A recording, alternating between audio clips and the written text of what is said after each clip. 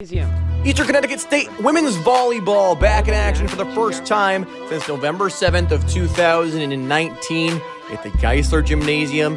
The defending regular season champions from the Little East Conference would struggle in set number one. And Sydney Johnson, you see her there able to get that one to go. And then there'll be a few errors for the Warriors. That would be the story in set number one. And there you see Elytra Long. She's going to send that one out of bounds. And then just a little while later in that same set, it's going to be Rizzi trying to set one up for Abby Stern, but Stern's not able to get that one to go. And the Warriors, they would struggle in set number one, and the Owls would take it.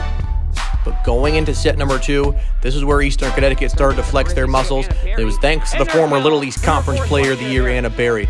You see Rizzi setting her up there once again. Rizzi would have a huge day with 40 assists, a career high for her. You see her setting up Berry once again there, tacking that back roll all afternoon.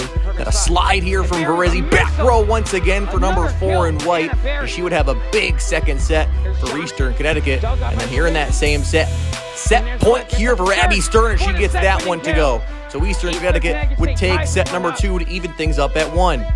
Keene would take set number 3. Now moving into the fourth set, this is where the newcomers would start to flex their muscles. As Paula Hernandez, she would get that one to go. She would go on a little bit of a service run, and that would allow Elytra Long to get that kill as well, as Eastern was dominant in set number 4.